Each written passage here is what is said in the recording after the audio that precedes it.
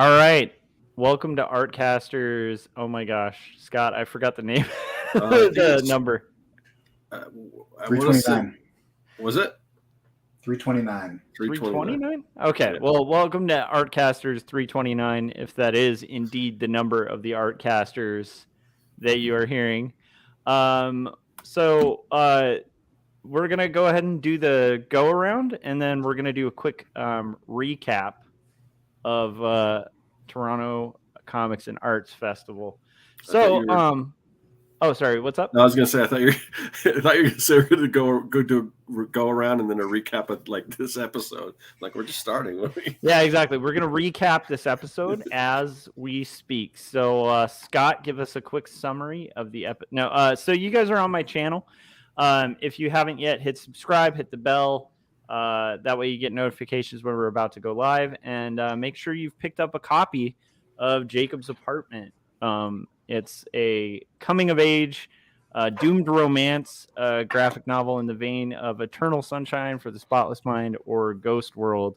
Or my book about my journey dealing with depression, as well as caregiving for somebody with panic disorder and growing up as a geek, dressing as Indiana Jones for a year before there was such a thing as cosplay at an elementary school. And that's two stories. So you can buy both of those at fine bookstores everywhere. And pre-order them now. That's my stuff. Scott, where can everybody find your work? You can find my work at circworks.com and just be ready. I'm planning on launching a Kickstarter next month. Right now, it's probably going to be middle of next month, maybe a little long. I'm still waiting on some variant covers and stuff, but I'm planning to launch it in July. So just want to put that out there. But other than that, you can find my stuff at circworks.com, and you can find my videos and everything on my YouTube channel. Just search Circworks on YouTube. Awesome. And I don't know what Gary's talking about here. He said, "Dear God, what's happening with the dolls?" Oh, thank you, Gary. That's very nice of you. I guess we're dolls. I don't know. I'm embarrassed, Gary. Oh my God. Whew. Anyhow, so Jim, how are you doing? Where can everybody find your work? You can find our work at jimluhan.com, and that'll take you to my YouTube page. And there's lots of new movies, including the new film Sugar Machine, which if you haven't seen it, that means you haven't watched it yet. So please go do it.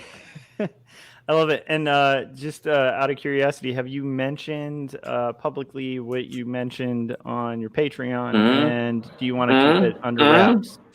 No. If you're a patron of mine at right here, if you put patreon.com/Jim Luhan in front of that, then yeah, that right there. If you put that right there. Thanks. Sorry, I don't have it on here. That's okay. But if you go to my Patreon, what Josh is referring to is I released the title of my next project, and soon should be released in other places too. But thank you to my patrons. Got it. So you guys should be on Jim's Patreon to find out what that title is, because if the title Sugar Machine doesn't make you want to know his titles before movies, I don't know what's wrong with you. All right. So Corey, where can everybody find your work? And you can find my stuff at coreykerr.com. I'm starting a new line of facial accessories. I think they're going to be very, very popular in the future. I think everybody will be wearing them. And so if you want to look as cool as I do, you can go to coreykerr.com and check that out. Okay. You guys might hear dogs bark for 2 seconds because my sister-in-law's back home. Just so you guys know, obviously Corey is still just slightly under the weather, so he might duck out at any point during the show, and I hope you guys are forgiving of that. And if you aren't, I don't know, flood us with super chats for, I don't know how that connects, but we should do a telethon.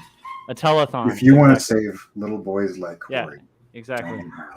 There are Corys out there in need of oxygen, and you two can help give them oxygen. So, all right. So the TCAF wrap up. I went to Toronto Comics Art and Arts. Comics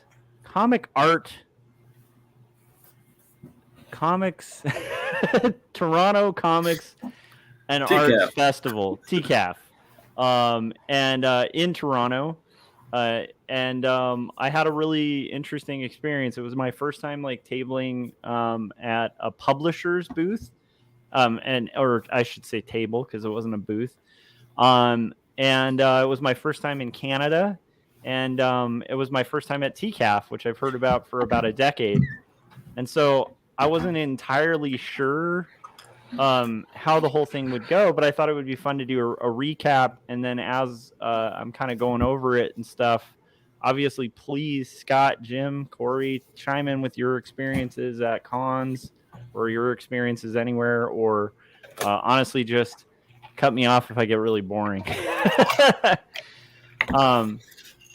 So that's basically the plan for the night. First, I guess I'll kind of just start it off by just saying, like, have you guys, like me, heard about TCAF a bunch?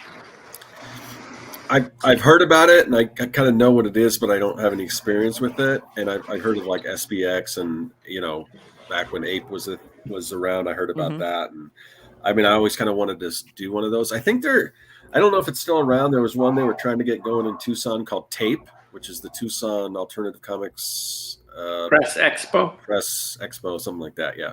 I don't know if it's still around or not, but yeah, I kind of like to go to one of those. They were things. also trying to start one in Richmond. Not good planning. That's true. Also, like, there was another festival in Arizona about aficionados of tapeworms, and that they kind of took the name Tape. So. Yes, I heard that Jewel is sponsoring one in Vancouver. Think about that. Where they're still allowed to sell their products. There you go. I love it. That's good. So we should have subtitles for the jokes too. So I know. I wish I had like a little AM radio, but it's kind of sound effect. So TCAF, like, I've heard about for years as like one of the gold standards for alternative press expos. My first time conventioning ever was doing Ape Alternative Press Expo in San Francisco, and it was an incredible convention. It was like unbelievably good. We were there together. Yeah. Were we? Yeah. You don't remember? Kevin Cross. Holy crap! That's right. We were at Ape, and Jose Cabrera too. That's right. That was like a okay, so I think that was my second time at Ape. That makes sense.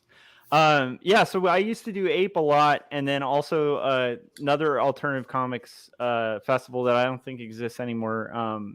That was called like Stumptown, and that was in like Portland. And both were like incredible shows where people would go and they'd specifically be seeking out like work they hadn't heard of. Work by independent creators and comics. Like, they wanted to buy comics, and it's a very different kind of environment being at an alternative comics festival than like a larger festival, say like even like LA Comic-Con, specifically because people are there to buy like zines, self-published work, indie comics, and like graphic novels, but they're not there to like get like a celebrity's autograph the majority of the time. Although I do think the second time I was at Ape, there was like okay, I am remembering, I think this is the one Jim was at. There was like a celebrity behind a veil, like that, like they literally had this like room that was covered by like curtains that they had like celebrities signing in. And I think we were like I think Kevin and I were like right by that veil. And so it was slightly annoying at the time because you'd be like, sweet, people are coming to the booth. And then Who was it? I can't remember. When I was at Ape, the year that we were there together, and it was so memorable. Yeah. Dan Klaus was about 25 feet from our table. And I know that because, one, I'm a huge fan of Dan Klaus. Yeah. Two, I gave him a DVD, which I'm sure he watched that night. And 3, his line went right in front of our table. Yeah. And set off all of our oxygen. So Yeah. we died. Yeah, my first time at Ape, like this kind of pampered me on alternative press expos. I'm like doing signings, and at the time my book was being distroed by alternative comics, run by Jeff Mason. I can't speak today. I was gonna say Jeff Mason, and it was like they were a very small like comic book publisher that put out a lot of work, including work by this guy like Graham Annabelle and a couple other guys that were in a collective that would do these publications called Hickey. And he let me sign at their table. And so I'm like this young cartoonist who hadn't had any experience at a convention. I just put out my first book, and I'm like sitting at this table, like signing and meeting these people for the first time that I'm boothing next to. And I turn around and there's this like kind of older gentleman who's like clearly balding a bit and has hair about as long as mine in the back. That's like white hair. And I'm like, that just the way he's kind of arched over looks a little familiar. And so I'm like, okay, well, whatever, you know. And I notice he has like a bit of a line. So I go back to like my booth and talking to people as they come by. And then I turn around again and I look at what he's signing, and it's copies of Mouse. And I'm like, oh crap, that's Art Spiegelman like the whole time. So I got a little pampered like at cons from that because of the fact. Well, I guess I don't know if pampered's the right word, but it's like I don't think I'll ever top that experience at a Comic-Con because I got to meet Spiegelman there, and it was just like that was the cool thing about Ape was you could be like a nobody new cartoonist who's like sitting there, and then you turn around and Daniel Klaus is like at the table behind you. You know, it was a crazy convention in that way, and I liked it. So TCAF is kind of in those lines. So first off, like, so I've never been to Toronto in general. Have any of you guys been to like Canada before? No, I haven't. Okay. No, been to Seattle. That's as far as I've gone.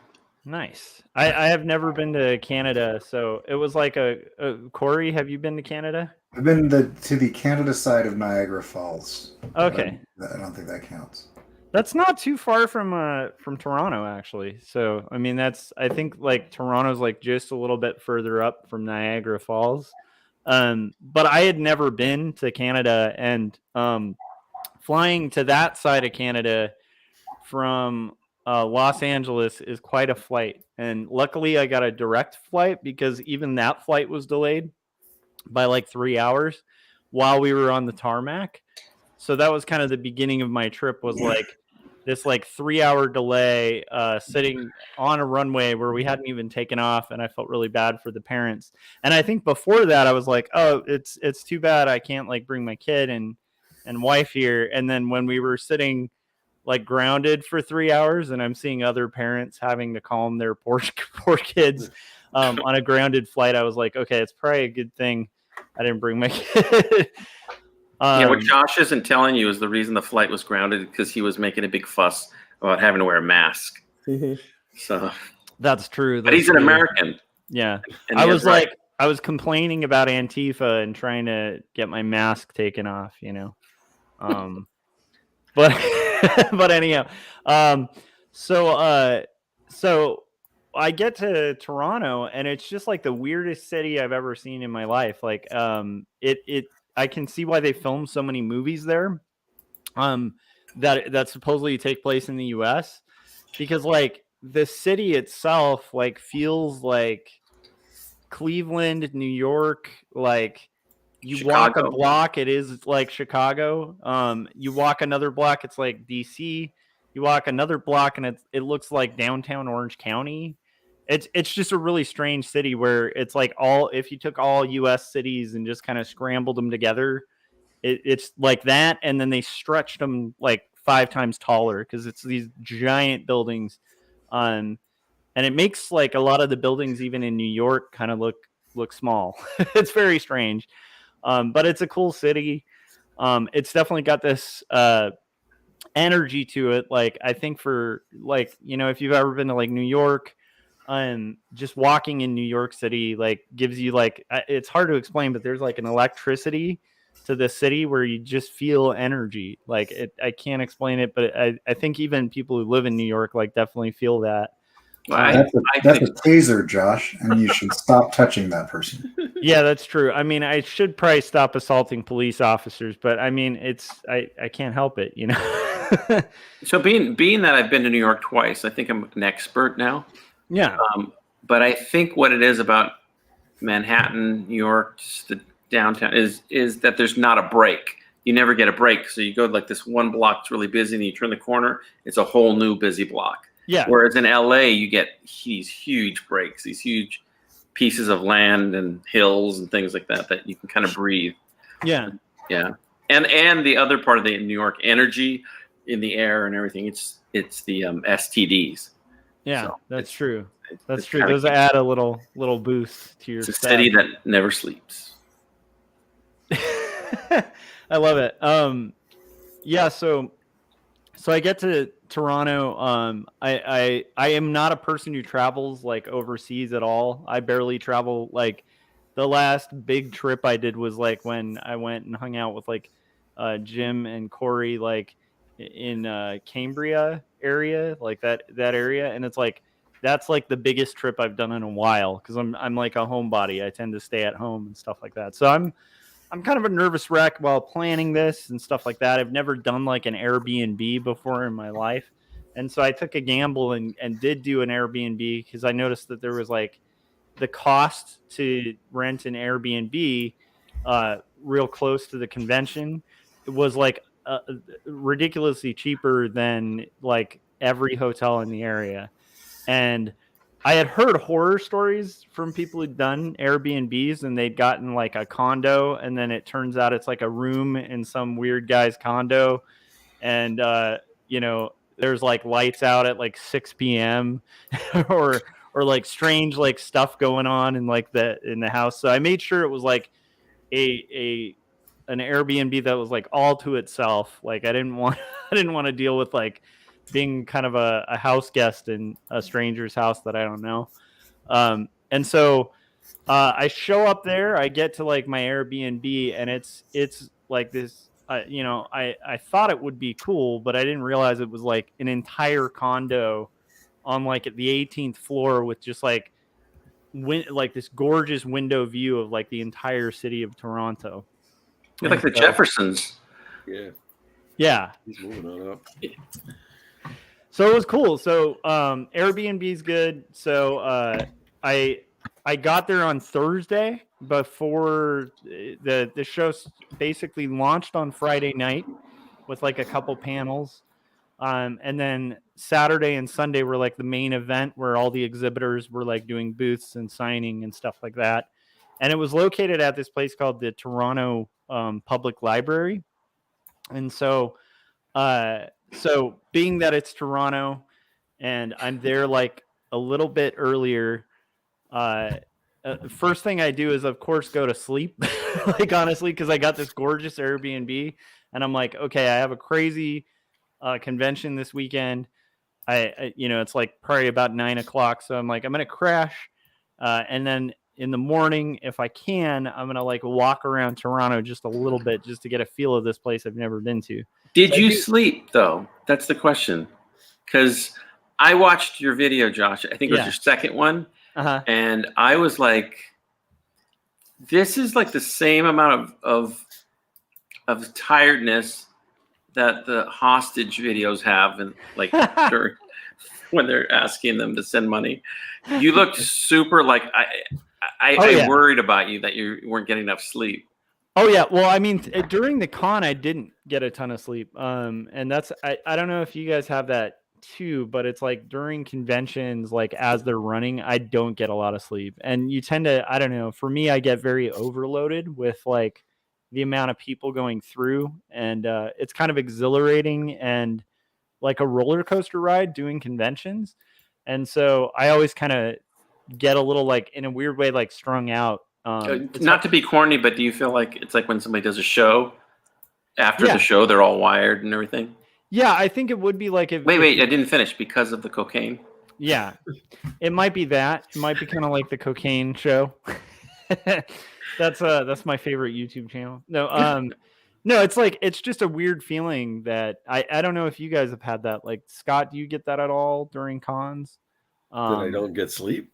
Yeah, Or that, like a missing sleep kind of thing.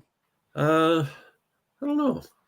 I think there's a big difference there that you flew all the way to Canada to do a show. So Yeah, I mean, I usually do like local shows. I don't know. I don't. I get the opposite. I just wake up really early, too Yeah. early. Yeah. Yeah. Yeah, I had No, that too. And I don't, knock on wood, I don't usually get con crud or anything like that. So I don't know. I hear a lot of those experiences people have, and I don't have some. I mean, I do know that after the show's over, if it not like the last one, because I didn't have to do all the setup and everything, but Yeah. when I was doing all that setup, I had to take a couple days off and just wind down and everything because it was just so much. Yeah, but Yeah, and Gary said he looked at Patreon and he's so excited. I think that's regarding Jim Luhan's title reveal. It is pretty epic. Thank you, Gary. As long as Mai likes it, if it's Mai approved, then okay. I'll check with my she gets back from Utah on Saturday, so I'll read it to her and I'll let you know. You guys are international. yeah, Well, Utah's. Yeah. So the first day, like I wake up in the morning, I have like a good few hours before like anything starting at the convention, which is ideal. Like I intentionally planned it out this way, and I would recommend this actually for anybody doing shows that are like outside of their city and like a long distance away, like in another state or another country. I would recommend don't like book your flight where you like get in and then you're like, having to go directly to a convention. I just like, for me, I think that's a bad plan. Yeah. What kind of a maniac would do that? Jeez. But anyhow, it's just one of those things of like if you get there, like, first off, like flights get delayed, stuff like that. But aside from that, like you kind of need to be on your A game, like at a con, and like to me, like one of my paranoias about conventioning has always been like I have vivid memories of when I was younger and I wasn't doing comics or anything yet, but I was going to comic book conventions. And I still remember every single artist who was a complete jerk when I met them. I still remember it so vividly that I never want to be that person. And like, my worry is like, if I don't like, I want to be on my A game at a con because I want to make sure I'm giving people attention and time and like consideration when they come to my booth, But so that's why I always book a little early. But anyhow, so I walk around Toronto, and I looked on Google Maps, and I'm like, I wonder if I could get to like the CN Tower and like eat up there because I haven't had lunch, and I'm like, I don't know anywhere I'm at, and that would be cool to kind of check out the CN Tower and do. What does CN stand for? I have no idea. I think it's Cartoon Network. No, I'm not actually sure. I should Google that. Let's see. You went to a building with whose initials you don't even know what it means. Yeah, I 100%. What if it's the Child Trafficking Network building? The Canadian National Tower, and I guess originally it was a broadcast and communications tower. That makes a little bit of sense because I was kind of curious, like even with the Space Needle, I always kind of wonder. I mean, I always think it's cool that human beings build these like giant, towers, but I've always wondered like, what is the purpose of these things? I guess maybe both. I wonder if the Space Needle was like a radio tower. Also makes sense because it's Canadian and it's a tower. That's Canadians. true. Canadians are actually really into the occult, and it's a modern obelisk. I love that. Yes. It's their way of like reaching to the dark nether. Right. Once again, Corey, you've just said a great title for a new wave album, Modern Obelisk. Occult. No, Modern Obelisk. The group would be Canadian Occult. The album's called Modern Obelisk. And then great album too, by the way. Yeah, Yeah. And they say like it's modern obelisk. Modern. It's about the cool. It's about the cults, you know. Anyhow, so CN Tower, it ends up being about like a 30-minute walk from the area I'm staying at, which is like right next to the reference library. And I didn't know what the reference library is going to look like there. Before I go to the CN Tower, I just this is another thing I like to do if I'm going to a convention. I always want to know where the convention is before like the day of. So I walked to the convention, just make sure it's like walkable. Where am I going to bring my books? Because I did manage to like bring some books over the border, which was kind of awesome.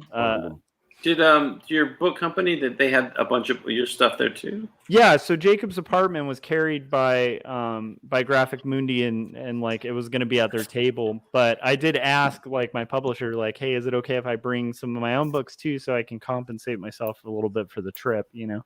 And they were like, yeah, go for it. So, Wait, hold on. Did you have to pay to go there? oh yeah, for sure. I paid for the travel. Yeah. Oh, I didn't know that. I thought your publisher was paid. No. They're still an okay. indie publisher. I didn't pay for the booth or the table space or anything like Okay. that. I just had the opportunity to be there, so that's why I okay. did it. Yeah.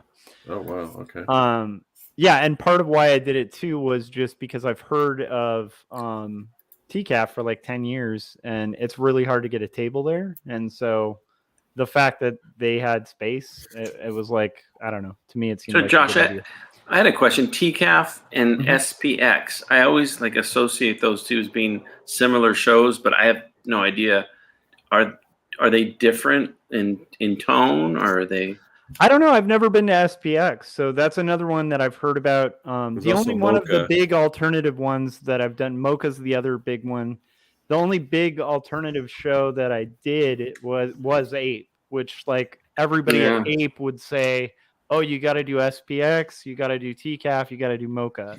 And then I think there's another that I'm forgetting, called Mice, which is in Detroit that you don't hear as much about, but those are kind of like the big indie cons. But so the vibe of TCAF, like the reason I was interested in TCAF is it's specifically like they even curate the event, so they don't have people who don't make comics there. It's really? Yeah. Everybody who's a guest is a cartoonist. I think there was a big scandal where they were trying to have somebody who wasn't a cartoonist on, who was like an NTF artist, and the initial blowback from that was literally not based on all the stuff that came out later. It was just originally, it was just people like saying, well, why are they just having this like artist who doesn't do comics here? And then a bunch of people found out that artist who didn't do comics was like tracing Tank Girl. And like, it was this big blow up on Twitter, and then they ended up getting rid of that guest. But yeah, so like the weird thing is, if that had happened at like Comic-Con or like one of the bigger conventions, it wouldn't have been a big deal. It's just that TCAF in itself is such a like kind of independent comics hub that it's unique to the point where if you had people who weren't really related to comics like there, people will literally like lose their mind because that's what people do at that con is like get indie comics.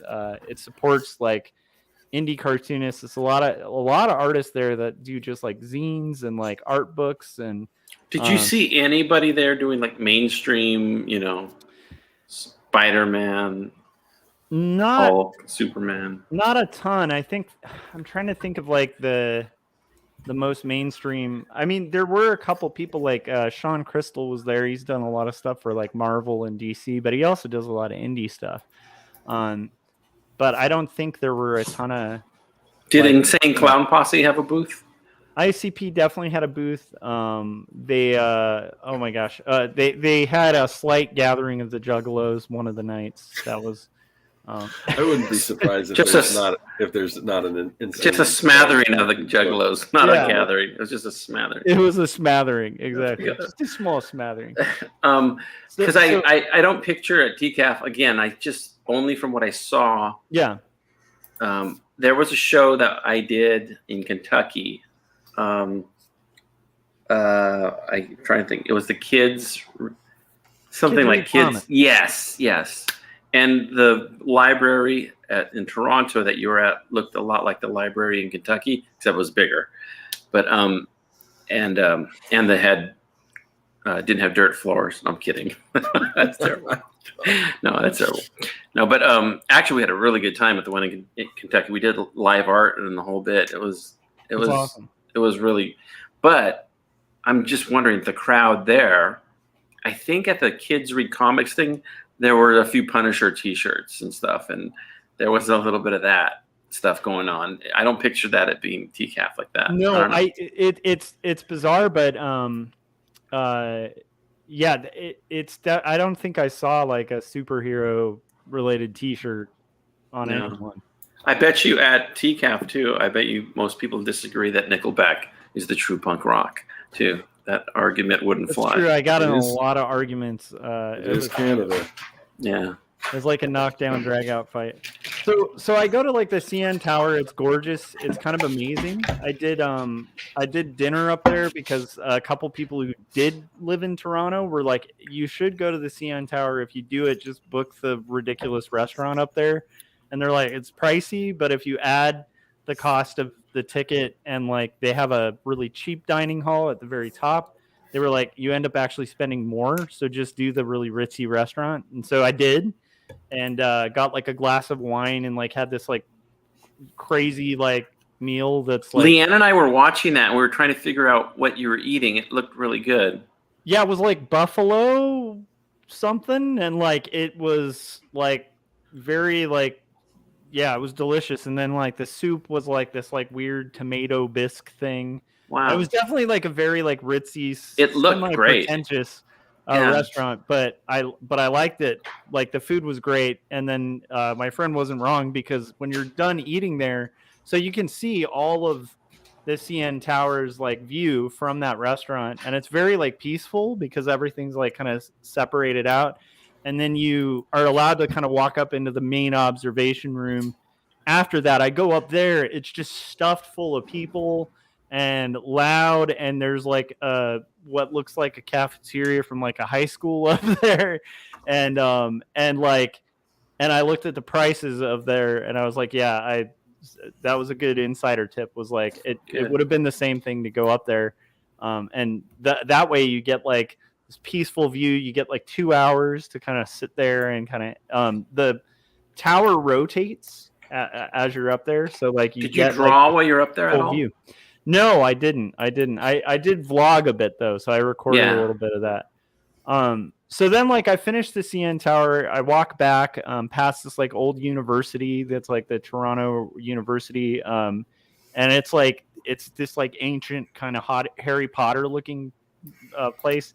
And then finally I get back to my building, and then I go to TCAF like day one. And it's my first time kind of going in the Toronto Public Library, and I step in there. And it's hard to explain, but it's like I'm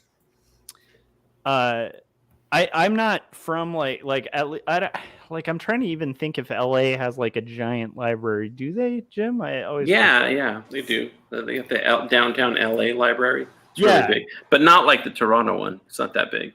Yeah, and the weird thing that I was wondering is like it's the reference library, so that's not even their main public library. So I'm wondering, like, what does the other library look like? You know, I bet it's kind of crazy. But it's a strip club. yeah, exactly. That's the library. But yeah, so I get into this building, and it's like this giant. It kind of is. I'm trying to think of like the scale of it. It feels kind of like a bunch of stacked football fields. Like it's a pretty large. I think 5-story.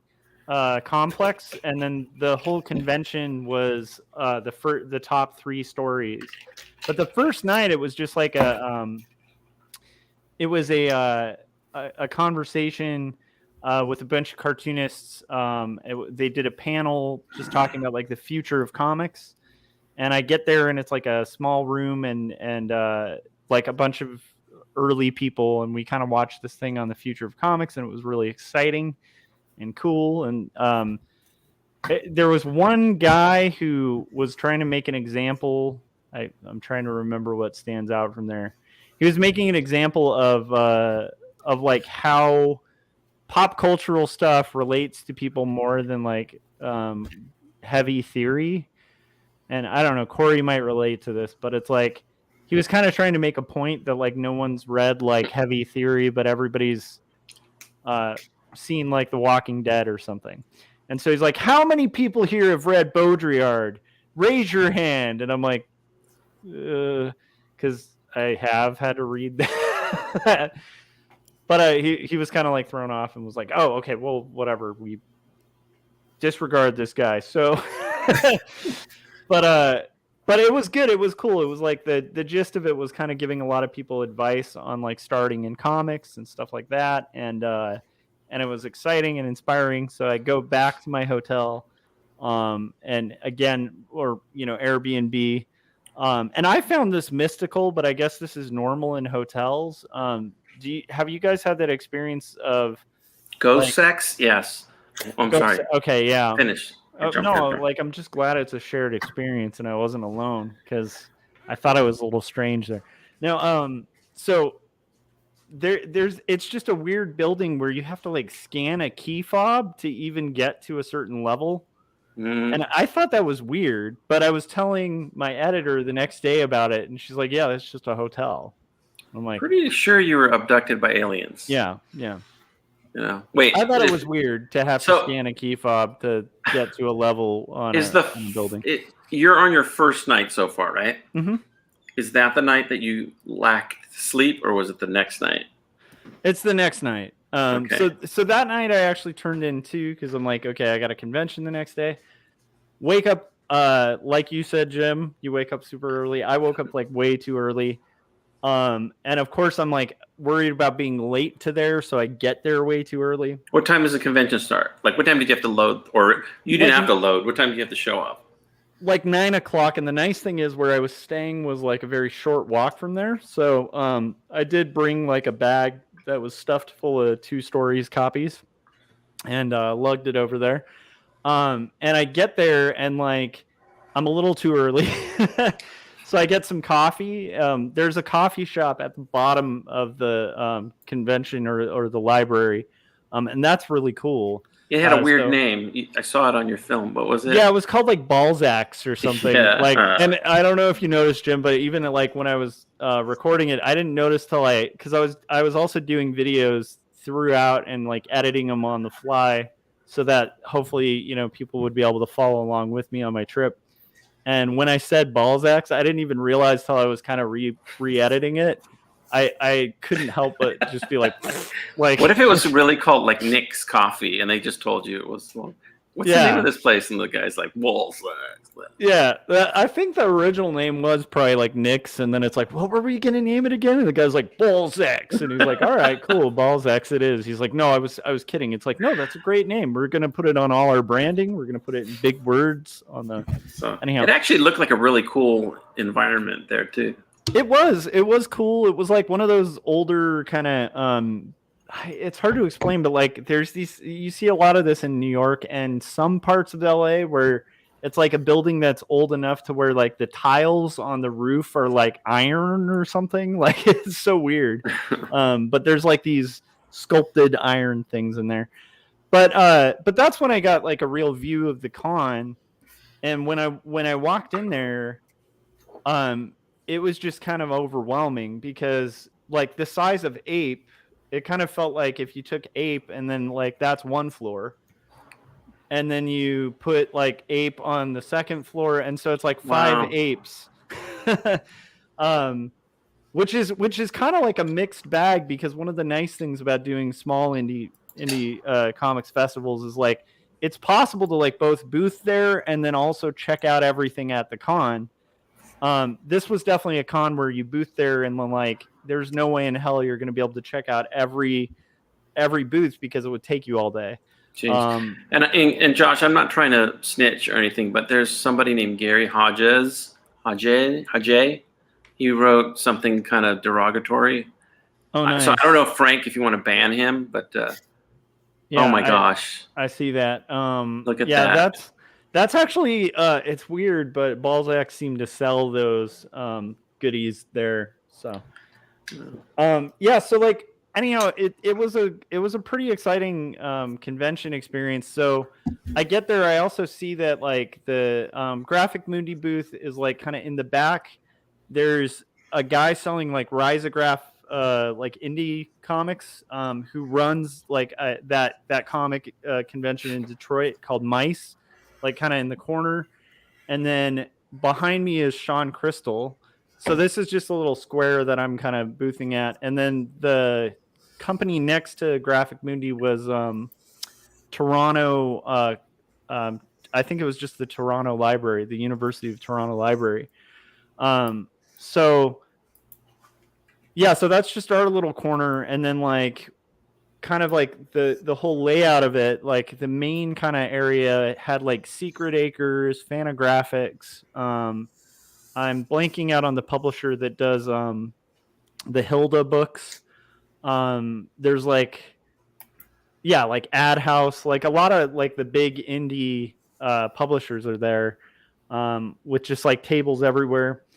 So I get to my table. I finally got to like meet my editor in person. And was really pleased because I had a good time working with my editor on my book. But when you work with people, you never know if they're actually going to be cool people when you meet them. And it turns out this was like a person who would talk about like the books that they've published and get like choked up about them, like because they're that moved by the work. So Kendra, the editor at Graphic Mundi, if anyone ever has the possibility to work with that publisher, it's I would just hands down say go for it, because plus they have the coolest name too, by the way.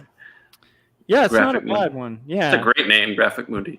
Yeah. So at these type of shows, these indie shows, and I know it was true with Ape when we were there. Yeah. It's funny because Fantagraphics gets to be the Marvel.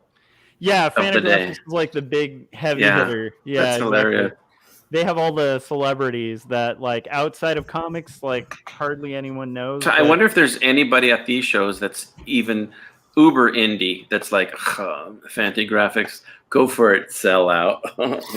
So Jim, you'd crack up. It's like my first 10 minutes there. After the floor, like, you know, they opened the doors and stuff like that. I knew that Ben Morrow was going to be there, and I didn't get to catch his panel. I was really mad. Damn. I didn't get to meet him. I didn't see him. Like, I missed the time he was at the booth. But what was funny was this dude with kind of a mullet walks by, and I'm like, oh my gosh, that's the now I'm blanking out on the comics channel. Power Comics? Yeah, it was the Power Comics guy. Oh, yeah. Oh, really? The main guy. And I was like, oh my gosh, he's just walking around. So it's kind of like it's a great convention in the sense of like from the second it starts, like we had pretty steady traffic that was coming through.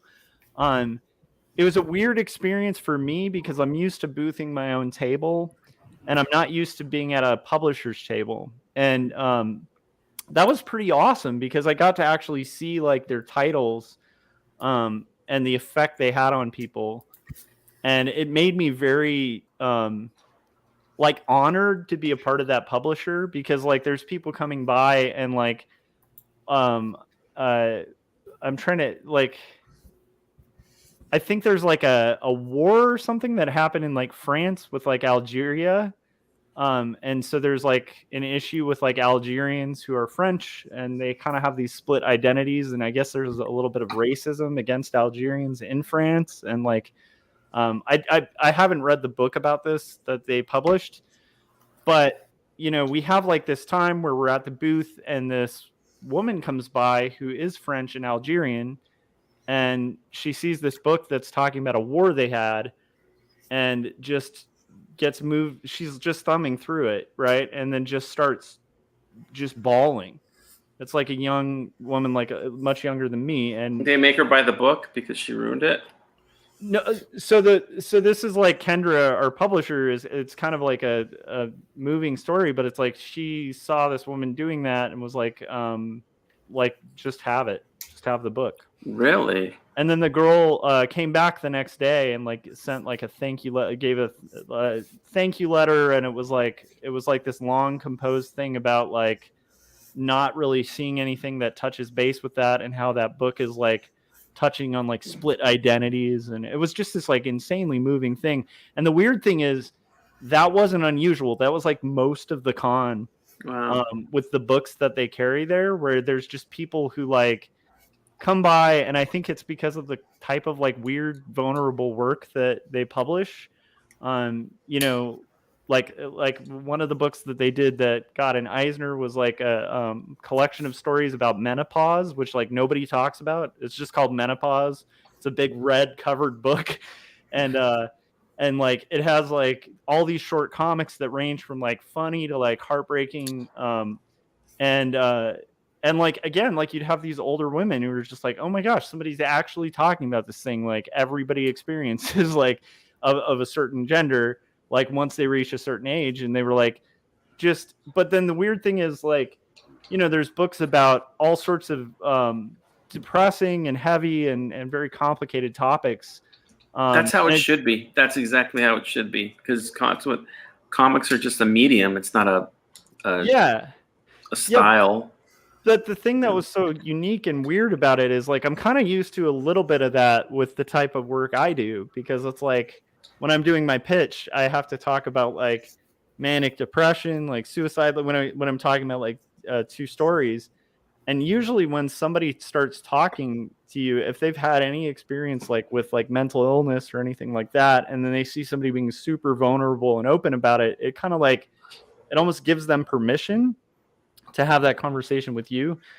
And so you get these like really unique, like intense conversations with people. Have you ever had anybody sort of not lose it, but kind of just become really emotional talking to you about your work?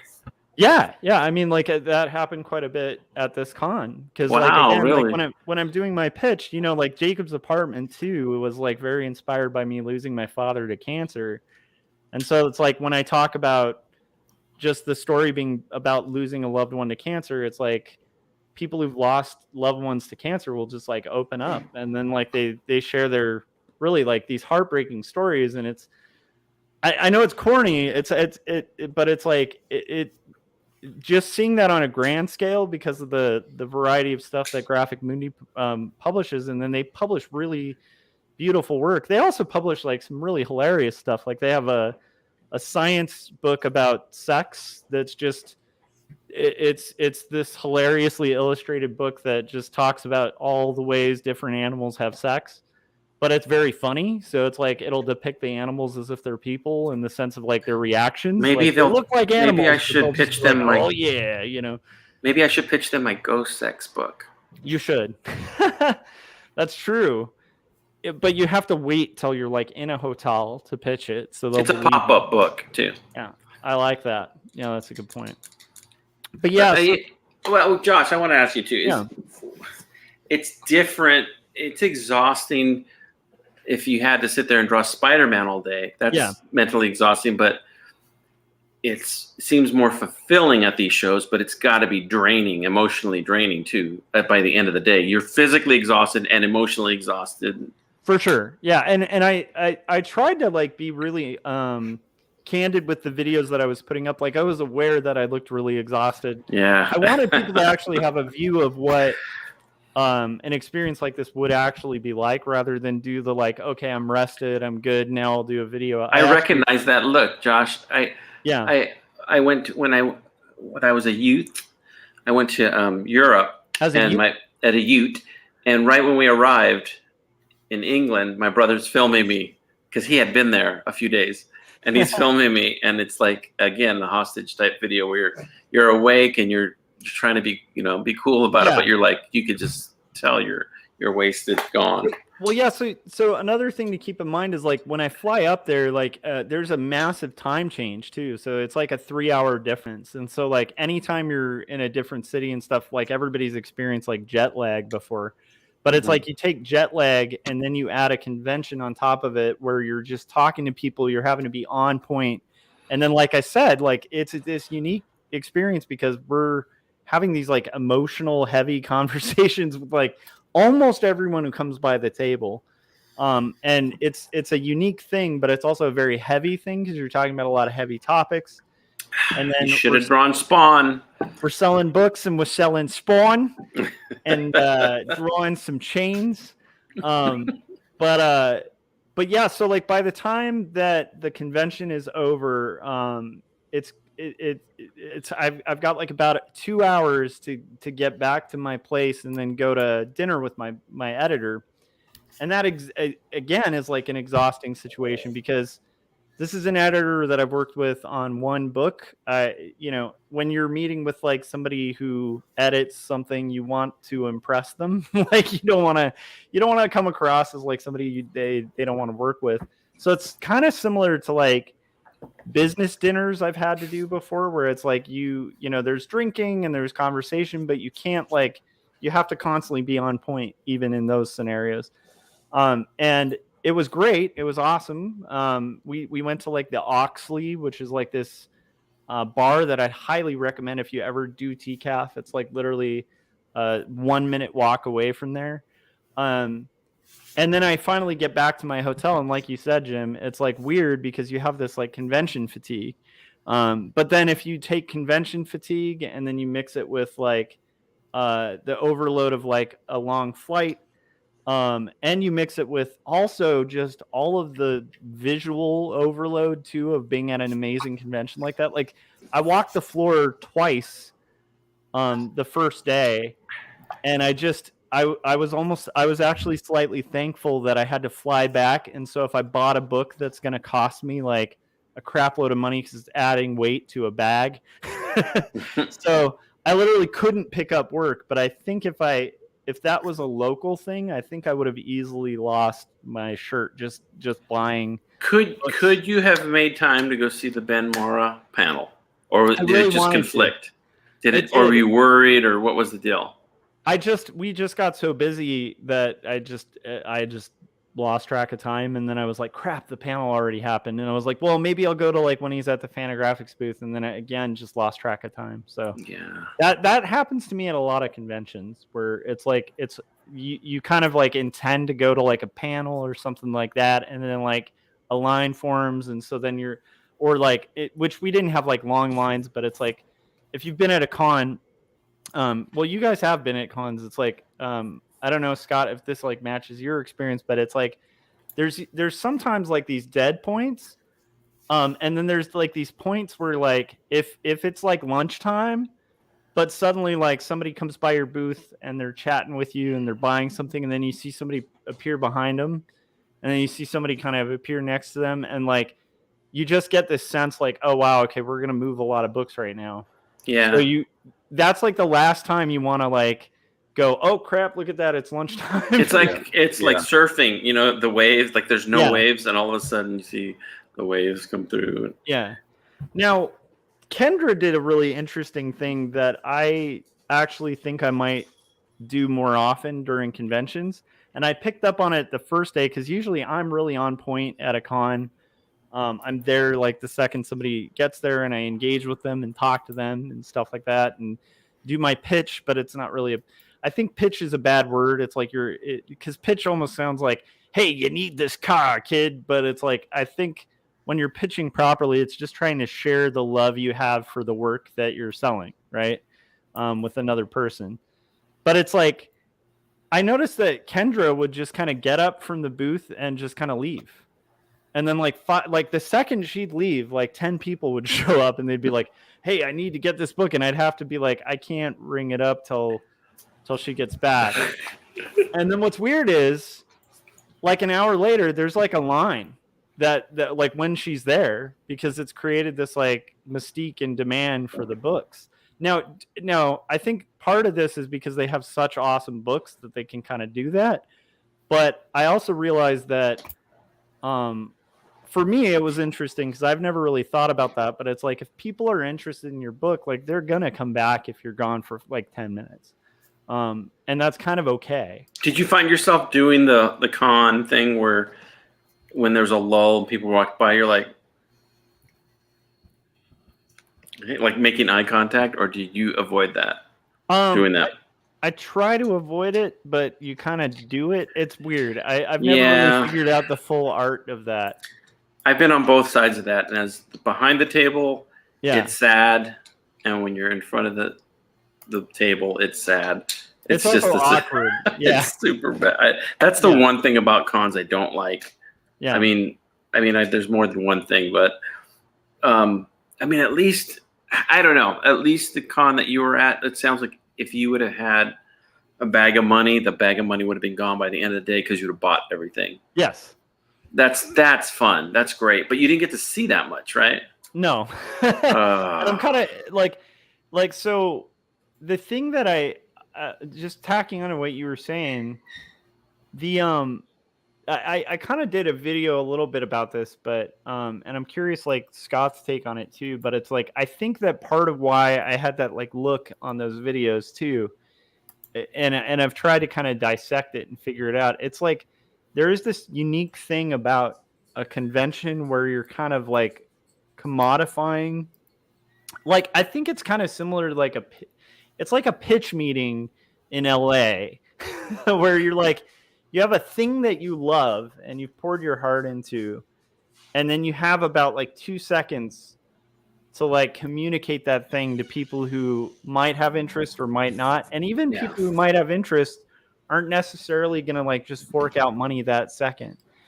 And it's a weird dynamic of like, even when you're doing well at a con, there's always this like up and down emotionally about it, where, you know, even if you sold 10 books and there's an 11th person who walks by, that 11th person always feels like crap. Like it doesn't feel good to have people just look at the stuff you poured years into and just be like, meh, and kind of go to the next thing. But one of the comforting and also, like you said, Jim, it's kind of depressing things about it is like every single person in that building is in that position, you know? Yeah. But there's also something really exhilarating about it because, again, like cartooning is such a like isolated experience. I feel with all cons, I feel on one hand, if there were no artists there, no creators there, and it was just their goods, it would be amazing, fantastic. But then the fact that they're there, that's like a huge opportunity. You can learn more about the books and everything, but it just gets overwhelming when it's another creator after another creator after another. Yeah. And then when you're on the other side of the table, you kind of forget that you're one in a million. This is like your little moment to catch the person walking by and spark a conversation. And it kind of does become a little bit used cars a little bit, even though it's a good cause, it's your cause, it does become a little bit salesmanship type thing. Yeah, and I kind of feel like the better method to it is to kind of do the almost like the busy shopkeeper kind of method, because I think the other one just makes people feel bad and it makes you feel bad. Like if you're just sitting there and kind of doing that look as people, or to be enormously famous and have them just want your I like that method. I'm working on that one, but it's not quite happened. Christopher Runciman said, "Hey gang, has anyone been to SPX in Maryland, and is it comparable to TCAF?" So this is one cool thing. I believe that Graphic Mundi wants me to come to SPX as well, and so I'm going to see if I can make it happen. It's not like these are easy to kind of navigate, and I think that's in September, which is like a busy season at my work, but I've heard good things about SPX. That's where they give out like the Ignatz Award too. And I also hear like the ICP has another gathering there as well. By the way, ICP sounds very classy. Like, I got to deal with ICP books this summer. You know, I was drinking an IPA while listening to ICP. On your IBM? Mm-hmm. So I do want to mention, it was really cool being in a position to like have a meal that's like comped by my publisher and have a really great conversation and kind of goof off with an editor. That was awesome. I've never been in that position before, and it was a lot of fun. Were there a lot of artists in the restaurant that you were at? No, like it was just like me and my editor, and we just did a lot of drinking and talking. So it was fun. Did it feature any kind of a combo meal? Just No. checking. Okay, I'm Although just checking. there was some food, and I did do the I'm forgetting what it's called. It's like the Canadian French fry thing with like Mayonnaise. Poutine. poutine. Yeah, that's it. Mm-hmm. And the first time somebody said the name poutine, I thought they were being goofy and just making a strange pronunciation of Putin. Yeah. Are you talking about Putin? Anyhow, so yeah, so that was cool. And we also like this is just a tip for anybody like at a bar that I actually learned from Kevin Cross. So Kevin introduced me to this SoCal drink called Fernet, which like people either hate or love, and bartenders are huge fans of. Like, so it's like a bartender's drink. It's a Northern California person's drink. And then I think it's popular in like Argentina. I think that's the only people who drink Fernet. And the second we ordered Fernet at that bar, the bartender suddenly just stopped serving other people and was like all about us for the rest of the day. And what does it taste like? You'll either love it or hate it. It's got like a deep herbal like tea kind of flavor. It's a little licoricey, but not like to the extent of Sambuca or absinthe or Jaeger or something like that. Yeah, it's not like it's not quite as like Jaegerish. It's much more like a very like black tea kind of flavor. But I like absolutely adore it. You usually drink it with like a really you want to get like a cola that's like very sugary. So you don't want to do like Coca-Cola or whatever. You want to do like what if you found out that Fernet was that you can get. What if you found out it was actually all the leftover drinks that they just pour in a thing? That's why the bartender's like, oh yeah, okay. I don't know. I don't know. I love it. But it makes for really good bar conversations too. And bartenders tend to like it. So I don't know. I don't know what it is about that. From that, I got introduced to like this other drink that is like this like weird orange peely flavor, which is called a Lingera. And that's pretty good too. So anyhow, it was a fun night, like a lot of drinking and talking about books and plans and stuff like that with art. And so it was pretty successful. Went home. Best thing about doing a lot of drinking at a bar that's like a 1 second walk to your Airbnb. That's a good way to go. And then it was day 2, and day 2 was a much different experience because I had to do a panel. I've never done a panel at a comic convention. Really? Yeah, like I've booth cons and stuff like that. I never pursued panels. I never was invited to do them, and so this was like my first time doing a panel. Have you done panels? I've never done a Yeah. I'm the panel master. I was gonna say I'm pretty sure. Like I'm pretty sure you've moderated panels for. I've for moderated panels. Yeah. I've been on panels. I've put up panels in our bedroom. Yeah. You've drawn. No, I've done lots of panels. I love doing panels. So I realized from doing the panel at this that I've been kind of missing a giant element when I have done conventions. Like I think it's good to actually be proactive about trying to get panels and get on panels, because the difference, even in like traffic after doing a panel versus before, was just like insane. And I think for some reason people are like, oh, this person's on a panel, I need to go buy their stuff. It's weird. So I think that if I ever do a con again, I'm gonna really more proactively try to be on panels and participate in those things. But I was super nervous about the panel, and then it went excellently. And my favorite part of the panel was I felt like Lonnie would get a kick out of this, but they said Joshua Kremble. Well, it looked like it was in more places than once. It was in like multiple places. Yeah. It sounds like your hand. You should be like. You have a big banner that said Joshua Kremble on it. So what's funny is like like my editor's hilarious too, and I mentioned the Kremble thing to her, and then she's like, I'm gonna tweet out Kremble, and she actually did. So Graphic Mundi has like a tweet that says something like, "There's a panel coming from Joshua Kemble, aka Kremble."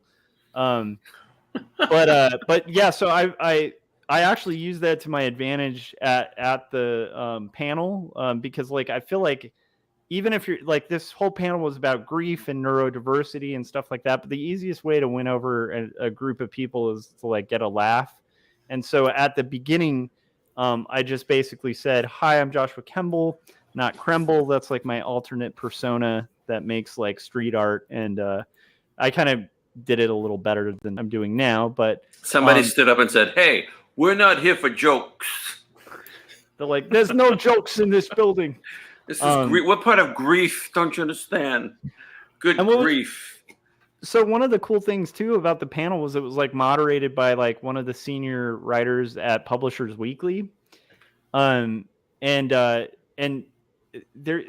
this whole so anyhow, the whole convention was a good experience. I will say this: it's the place to be if you're making independent comics. If you're not making if you're making more kind of like action adventure comics, maybe it's the place to be. If you're making very like super indie comics, like even if they're fantasy, sci-fi, like all of that. That's what I was gonna say. Is there a difference?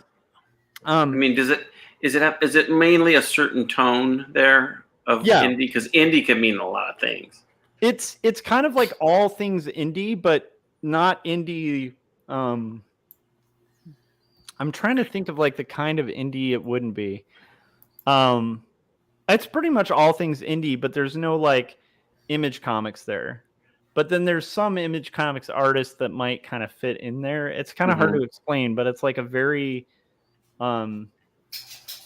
like, oh, Joshua Tremble, I like that. And then Keith, no, not Malort. Never Malort.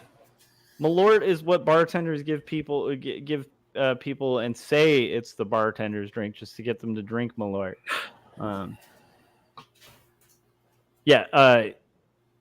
That's good. Gary described it. Okay, so that got to like, I can't. It's hard to explain, but it is kind of like indie rock. Like indie rock has all sorts of different elements to it. It can be all over the place.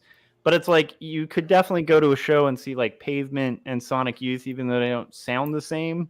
They're kind of both in the same group. I don't know if that makes Nickelback. You could see Nickelback. Yeah, like this is definitely like a Nickelback type convention. You know, like true indie masters and geniuses. No sellouts.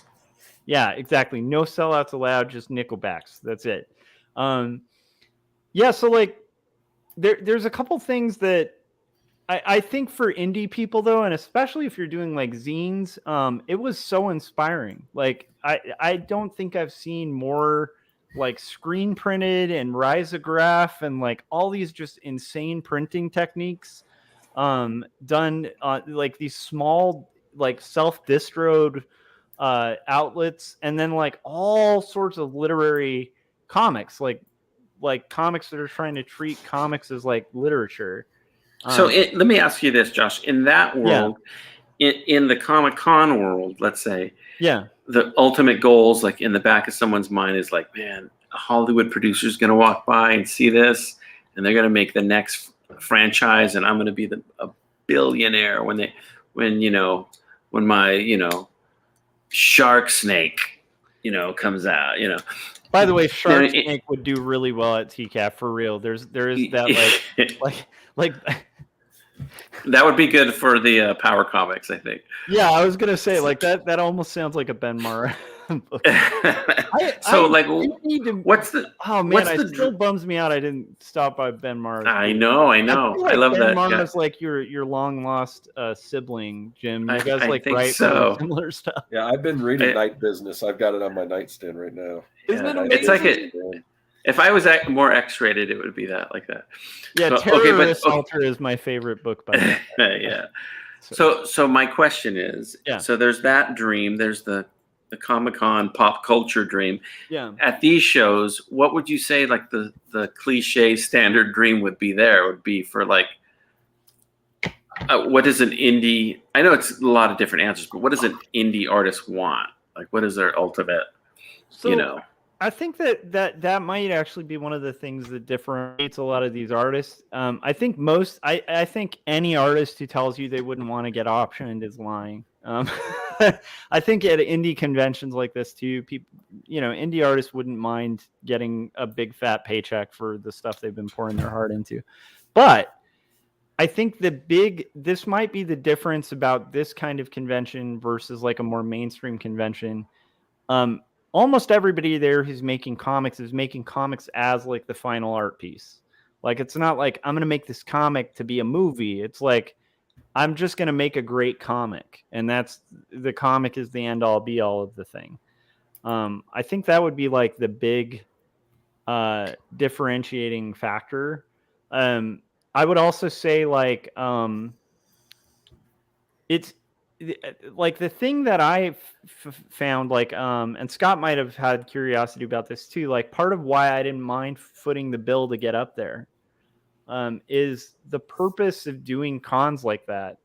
I don't know if people always do the math when they're doing conventions, and I don't mean this in a negative way. It's like, you're not doing a comic convention to just make a crap load of money in one day. If you want to do that, there's a million places you could do that. Now, if you can make a crap load of money when you do it, great.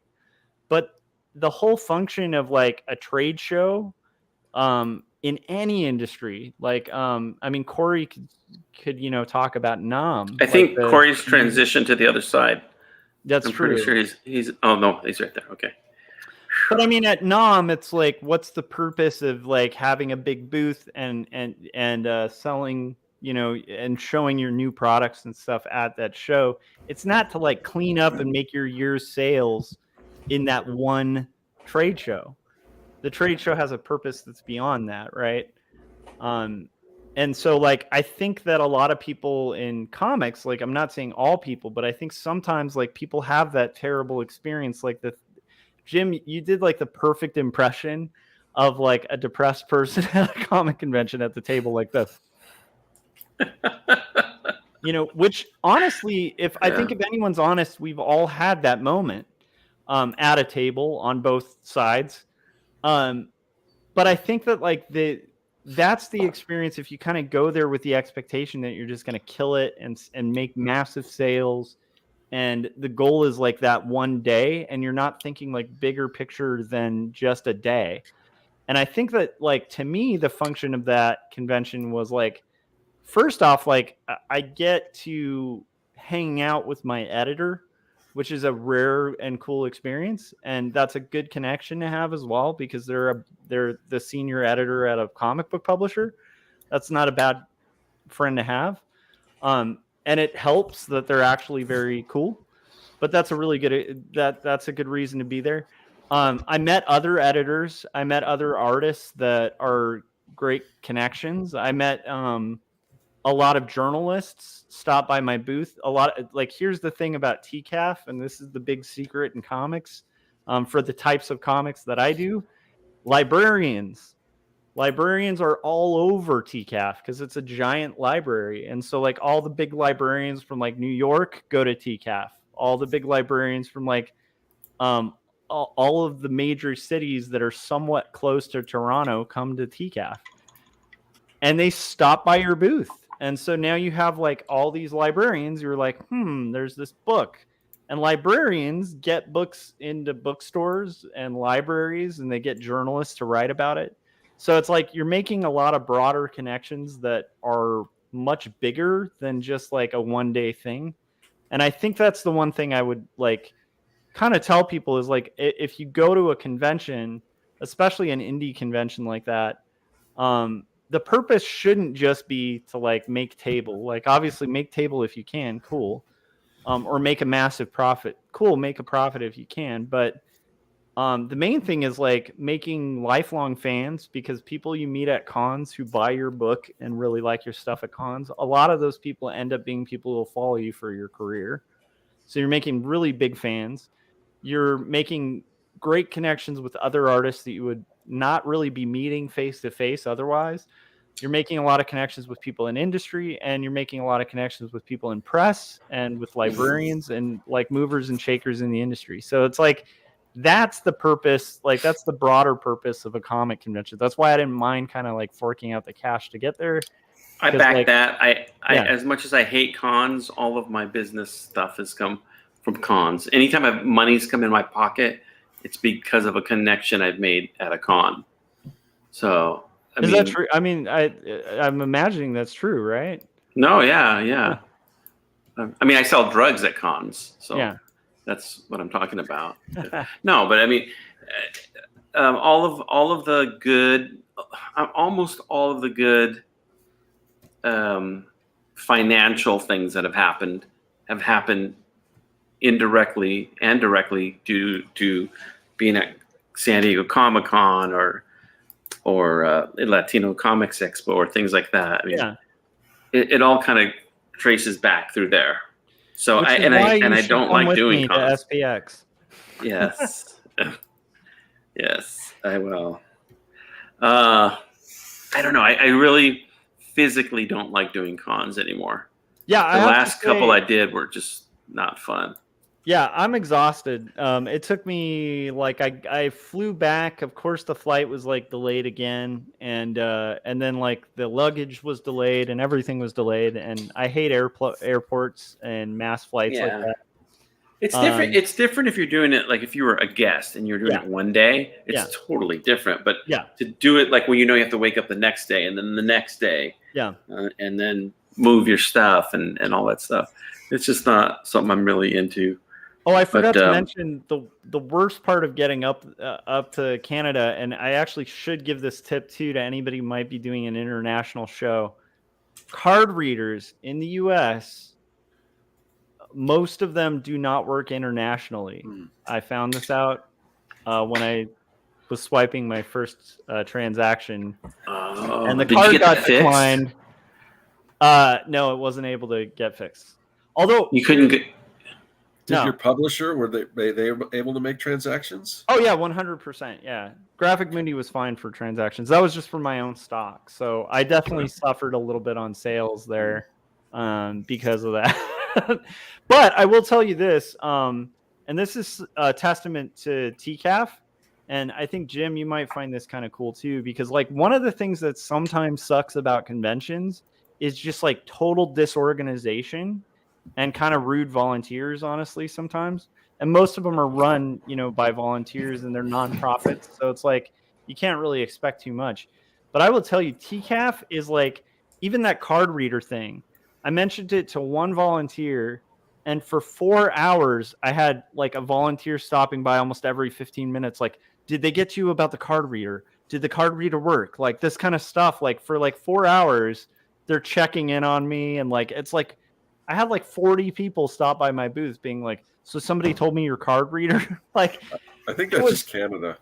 Yeah, I think it was, but I would say like that's one of the coolest things about Toronto Comics Festival was like just the fact that like the volunteers were like polite, amazing, very respectful. I'll also say my panel was so much fun. It was fun to have a panel, and I think my thought on panels and why I think they also increase your sales, and Jim, you can tell me if I'm wrong here. I think it's because when you're at a con and people stop by your booth, you have like 2 seconds with the person, or maybe they're glancing at something, and it's like you have a temporary moment. Whereas at a panel, you have like a good maybe half hour to an hour to talk about your work, and people can actually hear like a more full story than just like a brief pitch. And I think that's always going to work. That's how timeshares work. Yeah, that's true. That's why they get you in there, and they're like, "You really want to go to Scottsdale this summer?" Yeah. But yeah. So Jim, would you like to see the puppet show? There's a puppet show, and you can get a free ticket. You just have to sit for about 5 minutes, just 5 minutes of your time to sit and hear our pitch. Puppets suck. I don't know why I even mentioned puppets, really. So, not to get ahead of myself, but I'm Corey Kerr from the future. All right, so we know that's not Corey Kerr from the future because there's no Band-Aids on it. So, no. So, when you're doing a panel, it's also a way to, for lack of a better word, sell your personality. Or Yes. people they see an artist and they're like, I believe in him or her or them or they, and it really you get direct sales coming out of that's. I've noticed that's happened quite a bit, and then they talk to you about something you set up there, and then you apologize, and then you give them something free. No, but I've seen that. Now here's another thing too. At the whole time you were there, did you run into anybody that recognized you? Okay, this is one of the coolest things. There were 3 listeners of the Artcasters that stopped by, and that was awesome. Oh, really? Oh, yeah. Philip was one, right? Mm-hmm. I saw that.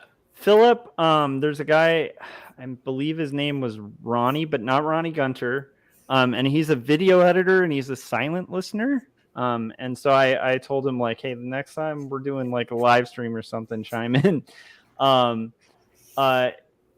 Yeah, there were quite a few people who stopped, 3 that came specifically to the con. One of them had been a listener. I cannot for the life of me remember his name because I'm terrible with names, but he was a really nice guy. This guy was like a video editor, who had like listened to my stuff since BIPT. Wow. And lived in Toronto and was just like at TCAF, didn't realize I was there. And then like looked at the panel schedule and was like, wait, Joshua Kremble. Kremble. He was like, Kremble, I know this guy. I know this Kremble guy. But he was like, it couldn't be. So he stops by the booth and then he was like, oh my gosh, it is you. And I was like, what are you talking about? And he's like, oh, I've been listening to you since VIPT. So that was really cool. And I got to say, that's a really surreal experience. I know it's only three people. Like, I know there's people who are like hugely famous and that's, probably nothing. But to me, that really made my trip too, because it's weird to go to a different country and have people who are like actual fans of your stuff, That's crazy because most of Artcasters listeners they're in prison.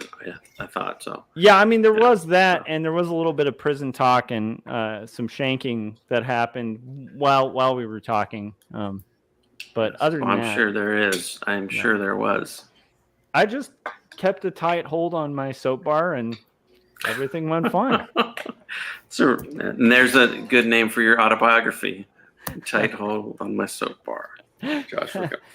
I figured there'd be a few people that recognize you. I mean, the reason I say that, it probably wouldn't be the case as much at a Wizard show. Although you never know. But yeah, I think the worst con I ever did years ago was like a Wizard World. But I will say, I want to try SBX if it's possible. And I'm probably going to do LA Comic-Con again. So I don't know, Jim, are you doing cons at all? Oh no, I don't have no animosity towards cons. I think if people want to do them, that's great. It's just something I'm just not really into. Now I would do a panel or something like that, or kind of like a guest thing. Yeah. But like I don't have any desire to camp out and get a booth and do that. Yeah. But I don't know. And then the times I've gone to cons to visit friends, it's just, I don't know. I just lost a lot of love for the environment of cons. A lot of loss. It just ain't my bag, No, I mean, it makes a lot of sense. It's a weird scenario. And I think it's like, again, it's like a good opportunity to kind of like, especially if you have to promote a book. It's not a bad way to promote a book. Oh, no. And again, I booth for 5 years in a row at Comic-Con at the Granddaddy. Yeah. Sandy. And then before that, I went another 4 years, attended it. Yeah. And I still say the best thing about Comic-Con, hands down, is the Gas Lamp District afterwards. Yep. Hanging out in the Gas Lamp. I love that most Irish fun. pub that's like right there. It's like walkable. I always forget the name of it, but it's a good pub. Yeah, the one right across the street. Mm-hmm. Yeah, there's a few, and then there's the Little Italy area. That's a great area too. Yeah. So we had That's good where- times at Comic-Con. It's where all of Jim's relatives live, which is why they always sound Italian. Hey, Jimmy, little Jimmy. Yeah. I love it. So yeah, so I'd recommend TCAF to anybody who's like doing indie comics. I'll say it's a little pricey to get up there. One thing, I almost had a heart attack every day while I was up there because I thought I was spending way too much money. And then when I came back and saw my bank account, it was like not that much money. what is it? Because The of dollar Canadian stronger? dollar. So I didn't realize, like, because I was like, oh my gosh, like $60 for like a Uber or whatever, and then I'd get back and it's like, oh, it was $30. Like, it's, you know what I mean? It's like one of those moments. So yeah. Well, how is the dollar in general over there? Like the It's power of the dollar. Our dollar is worth a lot more than theirs. So yeah. Really? Mhm. So like a, and this is kind of a dumb question, but like a good dinner there in American dollars, what would you guess it would cost? I have no idea. I can't. I'm really bad with math, but I do know, like that you could do a dinner there that like looked like it was like $40 to $50. When you do the transaction, then you look at your bank account, it was like 20 to 30. So Mhm. I think it's just like they just need a little bit more to get to our dollar. But Okay. I mean, it's so the not, at least it's price not is the other just- way around. yeah, I mean, they kind of even out. So it's not like you're suddenly getting cheap dinners. It's just they're not that much more expensive than they are here. It's just it seems more expensive when you're especially doing your transactions with a card because it's like you don't see the US dollar amount. So you're just like, A lot okay. of people Yeah. don't know that the U.S. dollar is actually also stronger in Arizona. So U.S. dollar to the Arizona dollar Yeah, are that's really true. the rates. Yeah, I will say there's an interesting thing about Arizonans. I mean, they speak almost the same language as us Americans. Sound like that beauty queen that was in Us Americans and as such. And That's a old I drop. forgot That's a about old that. cool thing. So Scott, is there an equivalent of a TCAF-ish indie con in Arizona, or is there the market in Arizona not? If tape is still a thing, I don't know, and I hadn't been there. I know they were. I wanted to go. They were like starting it up, I think. So I don't know, but I don't. I mean, Gary had mentioned that we actually have like a zine store in Arizona, so that's something. So I think I mean, I think there's an audience here for it, but I'd have to see I'll have to look and see if tape's still a thing and if it's grown since it started or whatever. Or I mean, Dave, our friend Dave Baker, one of the indie princes, Yeah, he is coming up. incredible. He's from Tucson, I think. Yeah. So I mean, there has to be some kind of indie scene there. I don't know. And the way and Dave Corey prints has Tucson. Corey has officially transitioned. He's going to the tunnel right now, I think. It's all black. That's okay. True. Sleep, sweet angel, sleep. So yeah, I just wondered because and I don't know. Again, it's been a while since I've been even to Phoenix, but it just seems like that would be more of a little bit more of a mainstream town. Yeah, I mean, Yeah. definitely. I mean, there's I mean, I don't know. Downtown, there's a bit of an art scene, but Yeah, you guys have like that. You filmed that whole art walk thing. Yeah, and, we've got- Like, I mean, there's like microbreweries and we have. I mean, we've got First Fridays and stuff like that, and apparently downtown, like You know, like I said, we have a zine store which I haven't been to yet, but so I mean there's a contingent here that I think would be interested in that. So here's a weird fact. Like to me, I did okay, like on sales. I did better at LA Comic Con. So like, and just sheer numbers. But that's all your stuff, though, too, right? Yeah, yeah. But I think like in sheer numbers for my own stuff, I did better. But I think that like overall, I did better at TCAF with like if I split between the Jacob's Apartment stuff that I sold and it's kind of hard to do the math on that, but I think that I would say that like the thing about conventions, is like I think you just kind of have to feel out conventions and try a few, and then you'll kind of find whichever genre works. But I would think like Scott would kill at an indie con. Yeah, I'd be interested if I sold like my mini comic versions of Young and the Dead, because I think your floppies would do well there. I think Scott would kill at an indie con. Scott would kill at a mall. Mm-hmm. Scott would kill at a Best Buy parking lot. Yeah, that's true. I just think really, if you watch Dateline NBC, I'm just saying, you'll know Scott will kill at any given moment. Yeah, so, that's true.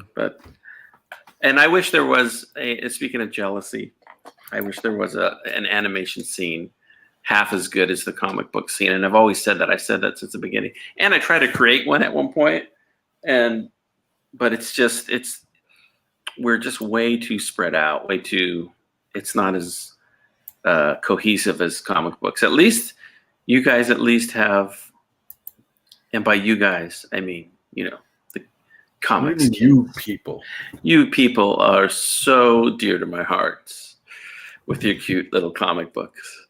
But no, I mean, comic book podcast, comic book video cast, comic book websites, comic book. I mean, there really is a community, and that's very admirable. And I think even the fact that you have these type of shows, you have the indie comic book shows. Yeah. With animation, you don't really have that. There's not a lot of indie animation shows or conventions. When there's an animation convention, I guarantee you 80% of it's like Disney or Pixar or, that style. It's very, but I don't know. That's why I grafted onto like the comic book scene a little bit. It's a lot more accessible and friendly, and there's a lot of good people in it. So I think it's really cool that you guys did that. Yeah, and I think that like the idea of indie animation and indie comics, I do think there's like an overlap. It's like a weird, just kind of like I don't know, like indie culture in a weird way. It's just there's a lot of overlap all across the board.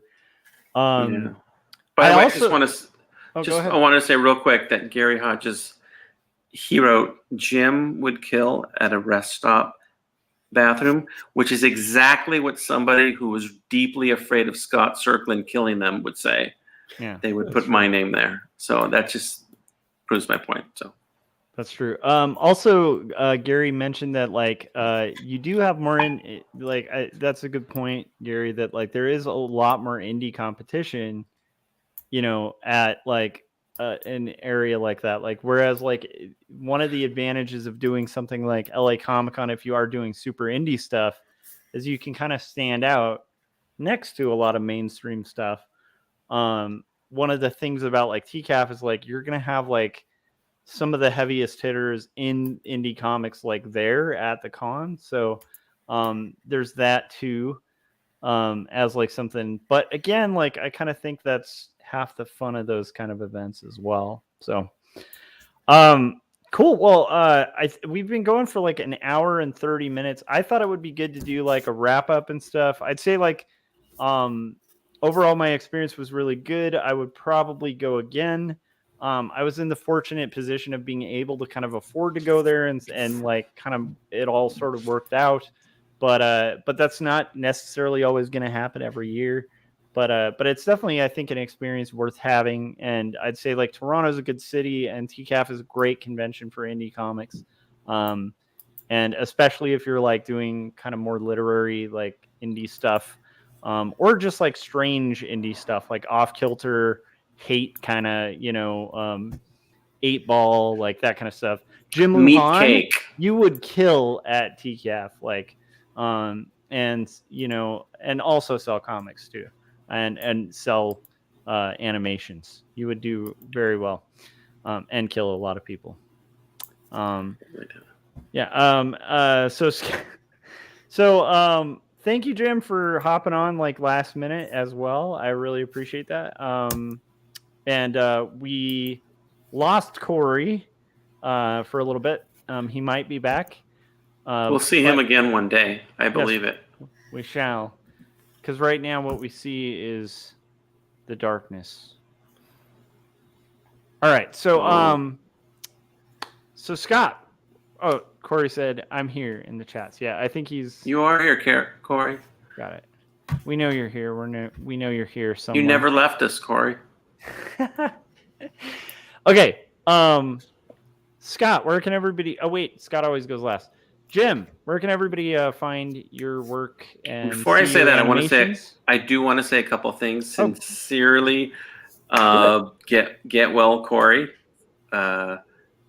Whatever this latest episode thing, you can take this tape and you could play it in a 6 months from now, and it'll be a different motorcycle or hang glider accident or whatever, shark, whatever. That'll be the jet ski.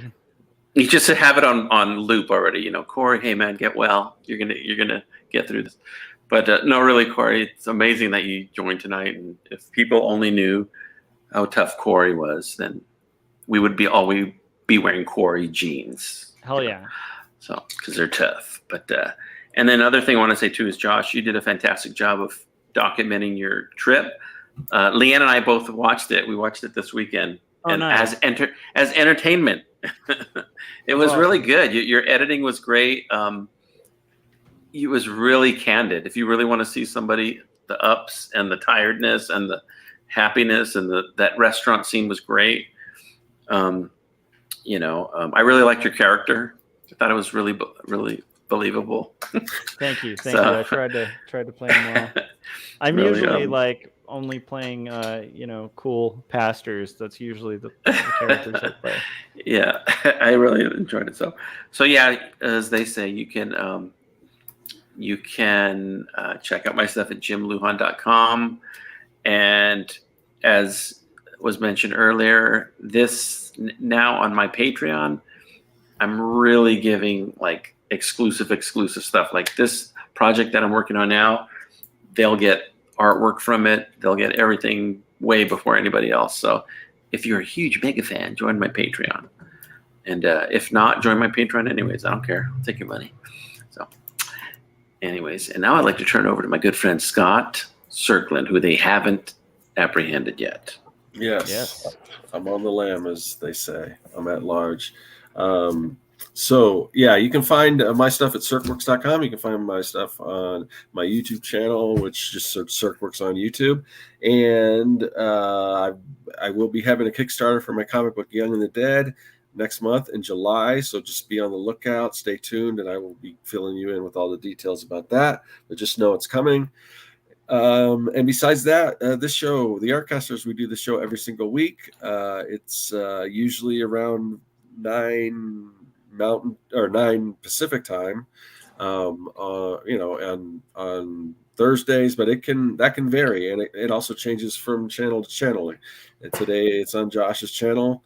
Then it typically would go to Corey's channel, but I don't know if Corey's going to be hosting, so it'll probably go to my channel. But it gets what I'm trying to say is it gets a little confusing. So if you don't want to be confused, all you have to do is join our mailing list. There's a link in the description of this video. We don't spam you or anything like that. We just usually, at least 30 minutes before we go live, we send out a newsletter. It'll tell you, where you can find us, who the guest's going to be, what time, all that stuff. So definitely check that out. Join that mailing list. Can you show Corey's dream quote to end the show? It's beautiful. Let's see. And if I had a harp sound effect, I would play it right now. I love it. All right, guys. Thanks. Also, Keeman said a great show tonight, fellas. Thank you, Keeman. Thanks to everybody who tuned in. I'm eager to kind of get back into things, and I'm rested up and have gotten rid of the jet lag and all that stuff, and back on the thing to kind of get back into the workflow and stuff. So I'm excited about hanging with the Artcasters, and I'm also excited about Corey returning. And that'll do it. I mean, I think that'll pretty much about do it. And just have really pleasant dreams, you guys. Definitely whatever you do. Dreams. Yeah, have some pleasant dreams.